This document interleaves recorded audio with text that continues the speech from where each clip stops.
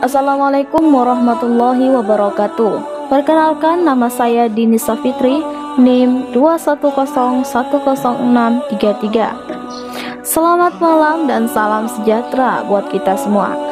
Malam ini saya akan membacakan tentang pengertian akhlak dalam Islam. Dosen pengampu Muhammad Ihsan, MPD. Pengertian akhlak. Kata akhlak berasal dari bahasa Arab, yaitu al-akhlak, yang berarti tabiat, perangai, tingkah laku, kebiasaan, kelakuan. Menurut istilahnya, akhlak adalah sifat yang tertanam di dalam diri seorang manusia, yang bisa mengeluarkan sesuatu dengan senang dan mudah tanpa adanya suatu pemikiran dan paksaan. Dari pengertian akhlak di atas, seseorang dapat dikatakan bahwa dia berakhlak jika hal tersebut timbul dengan dirinya sendiri yang didukung oleh motivasinya, tanpa ada unsur paksaan dan pertimbangan yang panjang. Apabila suatu perbuatan dilandasi dengan keterpaksaan, maka hal tersebut tidak bisa dikatakan berakhlak. Berkaitan dengan akhlak, terdapat ilmu akhlak, yaitu suatu ilmu yang sistematik tentang tabiat, dari pengertian baik buruk, seharusnya benar, salah dan sebagainya, tentang prinsip umum dan dapat diterapkan terhadap sesuatu. Adapun pendidikan akhlak adalah mendidik seseorang untuk berakhlak baik dengan membiasakan seseorang untuk bersifat baik dan mulia, seperti jujur, ikhlas, suka bekerja, bersih, berani mengatakan kebenaran, bergantung pada diri sendiri dan lain sebagainya.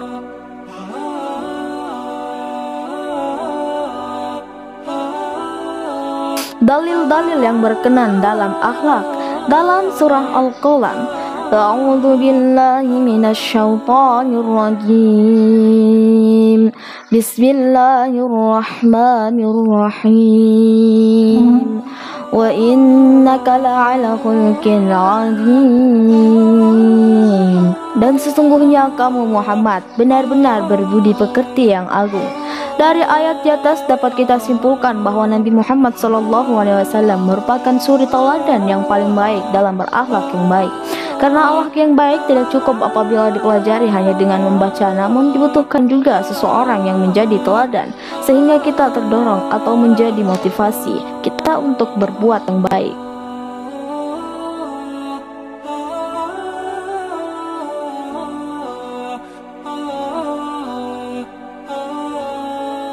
Nabi Muhammad SAW diutus ke dunia ini untuk memperbaiki dan menyempurnakan akhlak. Rasulullah SAW bersabda, "Innama bu'istu li'utammima shalihal akhlaq." Yang artinya, sesungguhnya aku diutus untuk menyempurnakan akhlak yang benar. Dan di dalam hadis yang lain, kita diperintahkan untuk berakhlak yang baik sesama manusia lainnya. Rasulullah SAW bersabda, "Bertakwalah kepada Allah dimanapun kamu berada, dan sertailah kejelekan dengan suatu kebaikan. Niscaya akan menghapusnya, dan pergaulilah manusia dengan akhlak yang baik." Hadis riwayat Tirmizi. Ruang lingkup akhlak.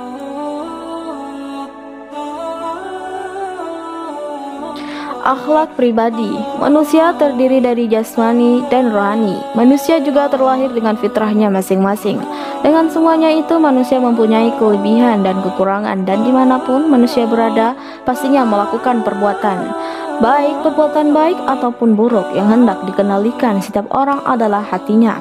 Jika setiap orang dapat menguasai hatinya, maka dapatlah ia menjadi orang yang berakhlak baik. Tegasnya, baik buruknya suatu perbuatan kepada tindakan hatinya. Dalam hadis, Rasulullah SAW bersabda, yang artinya, "Dan ketahuilah bahwasanya di dalam tubuh itu ada segumpal daging yang apabila baik, maka baik pula amalnya, dan apabila buruk, maka buruk pula amalnya. Dan ketahuilah bahwa ia adalah hati."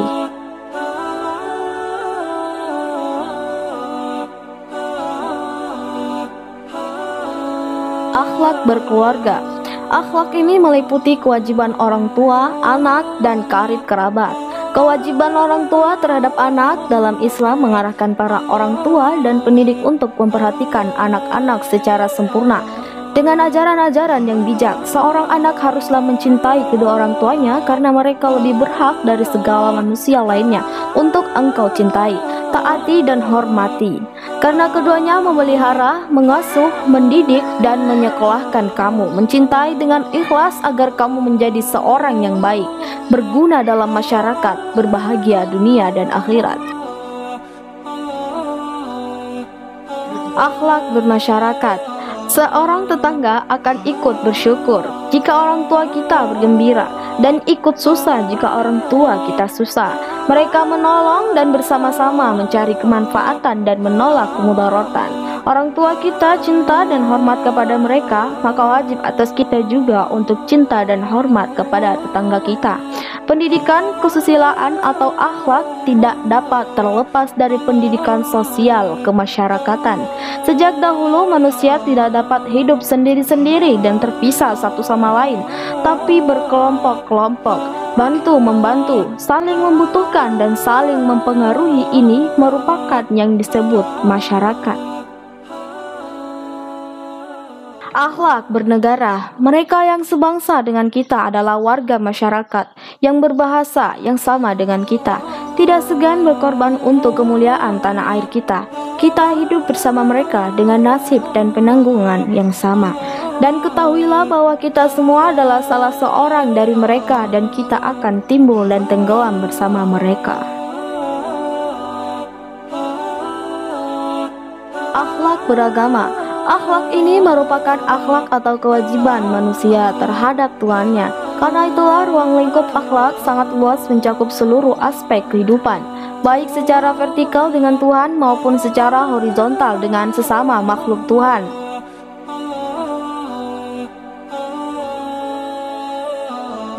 Akhlakul karimah dalam kehidupan kita. Jika setiap individu memegang teguh agama Islam, maka dia akan hidup dengan kehidupan yang bahagia, sehat, terjaga kehormatannya, dengan menjauhi segala larangannya, dan mengikuti segala perintahnya.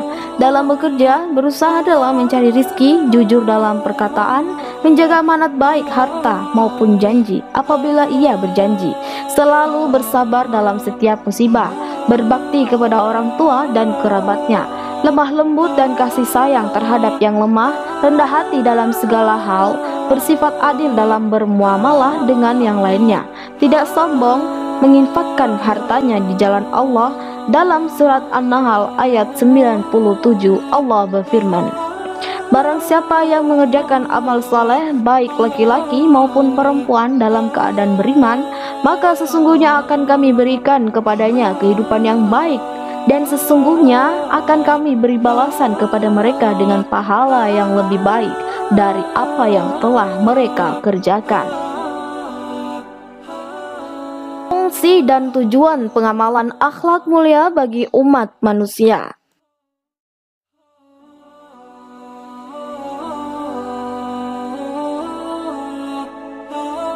1. Sebagai pengamalan syariat Islam. Islam sebagai agama rahmat bagi seluruh alam semesta telah diberikan tuntunan perilaku dan etika secara sempurna, sehingga dengan niat karena Allah Subhanahu wa Ta'ala, pengamalan akhlak yang mulia itu insya Allah akan menjadi ibadah bagi umat Islam yang mengamalkannya. 2. Sebagai identitas. Sebagai identitas, akhlak mulia ini diperuntukkan oleh Allah kepada manusia yang berakal budi, karena dengan tuntunan akhlak yang mulia akan bisa membedakan antara manusia dengan hewan. 3. Pengaturan tatanan sosial. Akhlak mulia sebagai pengatur tatanan sosial berarti dengan pengamalan akhlak mulia yang sudah dicontohkan oleh yang mulia Sayyidina Muhammad SAW, mengokohkan bahwa manusia sebagai makhluk sosial tidak akan pernah bisa dan lepas dari pengaruh lingkungannya. Dengan akhlak mulia ini, tatanan sosial yang terbentuk semakin memberikan makna dan nilai yang tidak saling merugikan.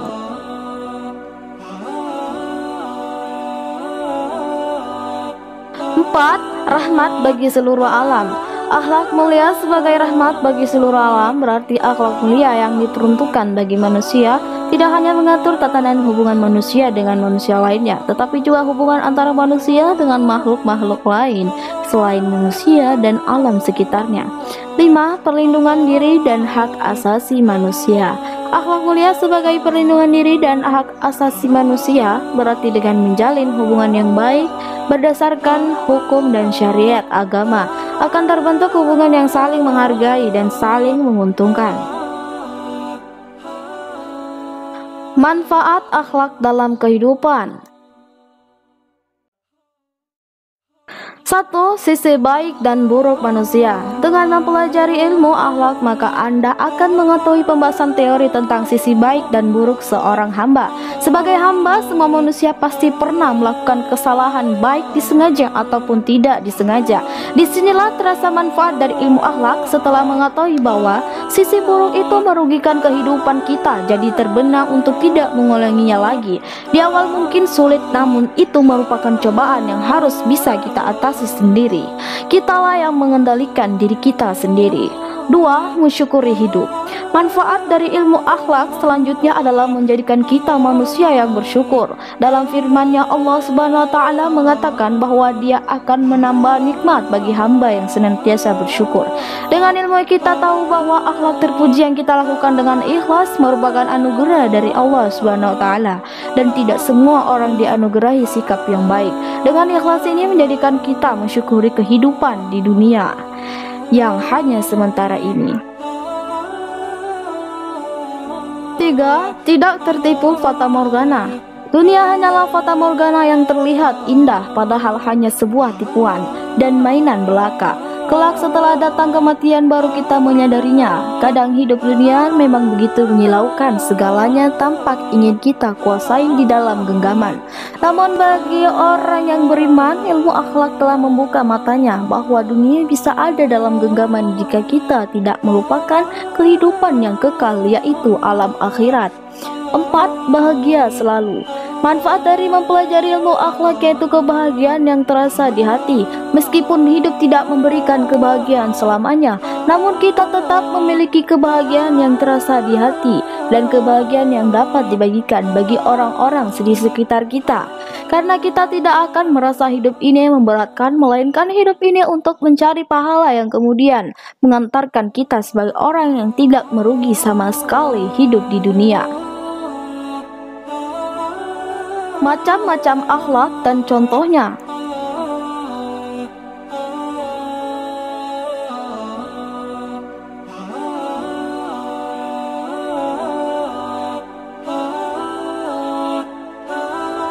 Akhlak terpuji. Akhlak terpuji adalah perbuatan baik yang dilakukan kepada Allah, sesama manusia, dan makhluk-makhluk lainnya. Contoh akhlak terpuji seperti berbakti kepada orang tua, menghormati tamu, memberikan sebagian harta kita kepada orang yang membutuhkan, membantu orang lain, dan masih banyak lagi. Akhlak tercela. Akhlak tercela adalah perbuatan buruk kepada Allah, sesama manusia, dan makhluk-makhluk lainnya.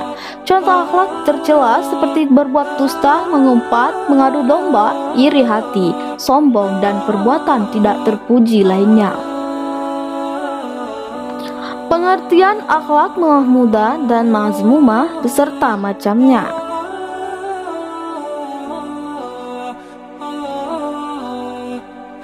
Pengertian akhlak mahmudah. Akhlak mahmudah adalah segala tingkah laku yang terpuji, dapat disebut juga dengan akhlak fadilah, akhlak yang utama.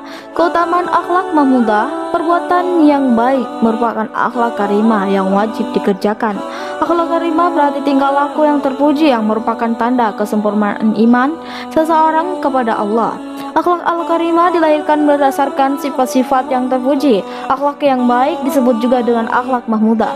Pandangan Al-Ghazali tentang akhlak yang baik hampir senada dengan pendapat Plato yang mengatakan bahwa orang adalah orang yang dapat melihat kepada Tuhannya secara terus-menerus.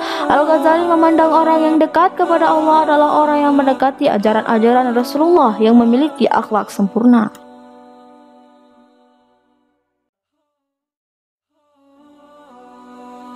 Macam-macam akhlak mahmudah.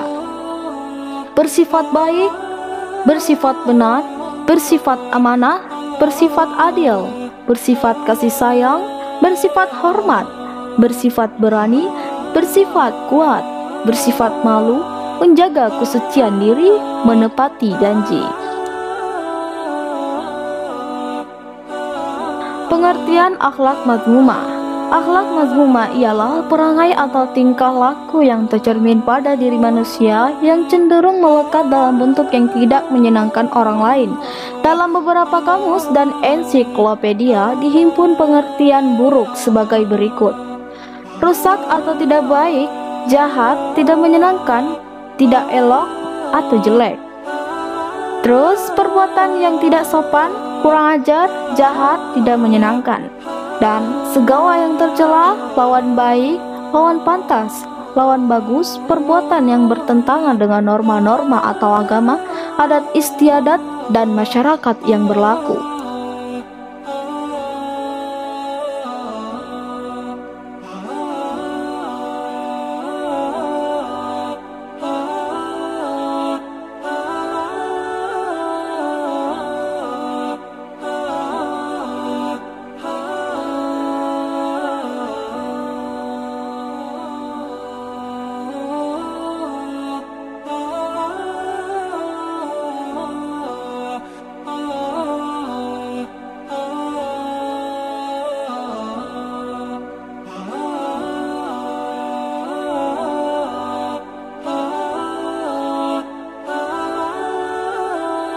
Macam-macam akhlak mazmumah.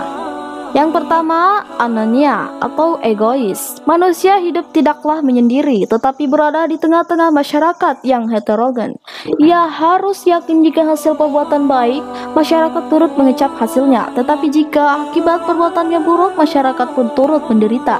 Sebaliknya, orang tiada patut hanya bekerja untuk dirinya, tanpa memperhatikan tuntunan masyarakat, sebab kebutuhan-kebutuhan manusia tidak dapat dihasilkan sendiri. Yang kedua, al-buhtan atau dusta. Maksud sifat dusta ialah mengada-ada sesuatu yang sebenarnya tidak ada, dengan maksud untuk merendahkan seseorang. Kadang-kadang ia sendiri yang sengaja berdusta. Dikatakannya orang lain yang menjadi pelaku, juga ada kalanya secara brutal ia bertindak, yaitu mengadakan kejelekan terhadap orang yang sebenarnya tidak bersalah. Orang yang seperti ini perkataannya tidak dipercaya orang lain. Dunia, ia akan memperoleh derita, dan di akhirat ia akan menerima siksa.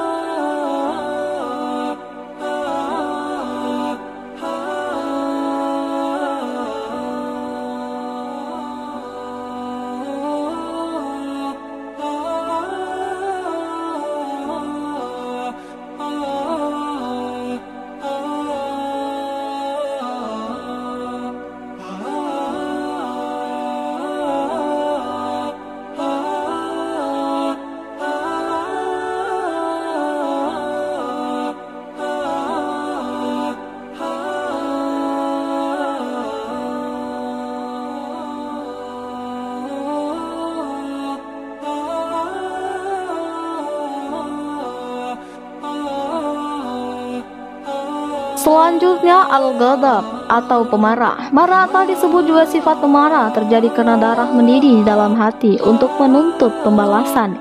Pembalasan ini merupakan bentuk kekuatan untuk memberikan kelezatan dan tidak akan reda kecuali dengan pembalasan. Amarah merupakan bagian dari karakter yang selalu ada pada diri manusia. Barang siapa marah dan selalu mengikuti kemarahannya hingga mengikuti perbuatan yang jelek, maka hal tersebut merupakan kemarahan yang tercela sesuai perbuatan yang dilakukannya. Selanjutnya, al-hasad atau dengki. Dengki ialah suatu keadaan pikiran yang membuat dirinya merasa sakit jika orang lain mendapat suatu kesenangan dan ia ingin agar kesenangan itu diambil dari orang itu. Meskipun ia sendiri tidak akan mendapat keuntungan apapun dengan hilangnya kesenangan itu, ini mengarah kepada kekejian. Mereka merasa gembira jika orang lain bernasib buruk. Semua yang baik yang dimiliki manusia adalah karunia Allah, dan setiap keinginan orang lain agar ini dihapuskan menunjukkan bahwa ketidaksenangannya dengan putusan Allah dan keserakahan yang keterlaluan.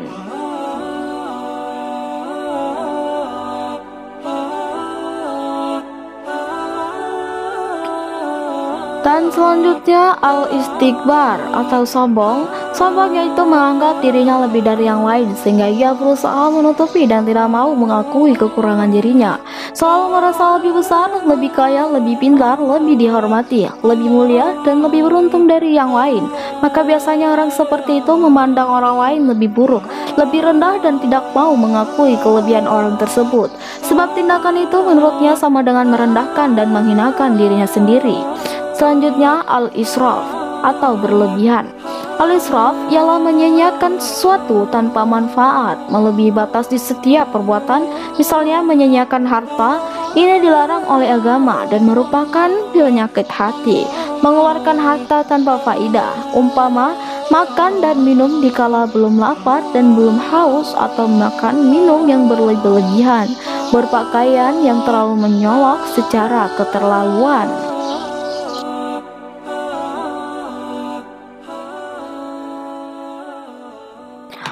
Dan selanjutnya, al-ifsad atau berbuat kerusakan. Orang yang berbuat kerusakan jiwanya seperti jiwa serigala, yaitu selalu berusaha bagaimana caranya menganiaya orang lain, dan yang ada di pikirannya hanya bagaimana cara merusak orang lain. Dapat juga dikatakan seperti jiwa tikus yang tidak sengan moncong. Mulutnya dengan ekornya dia mencuri, selain itu kerjanya hanya merusak saja. Dan selanjutnya, al-namimah, yaitu mengadu domba, menyampaikan perkataan seseorang atau menceritakan keadaan seseorang atau mengabarkan pekerjaan seseorang kepada orang lain dengan maksud mengadu domba antara keduanya atau merusakkan hubungan baik antar mereka.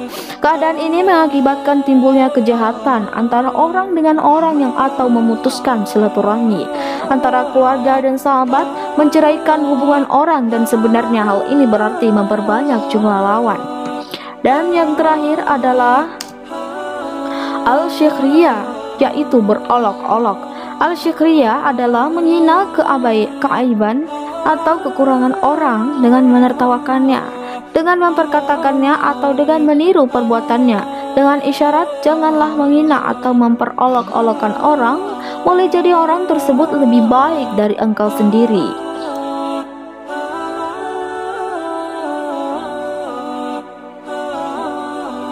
Baiklah, hanya itu saja yang bisa saya bacakan pada malam hari ini. Dan jika ada kekurangan dalam perkataan atau perbuatan, saya mohon maaf sebesar-besarnya. Sekian dan terima kasih. Wabillahi taufiq wal hidayah. Wassalamualaikum warahmatullahi wabarakatuh. Sampai jumpa.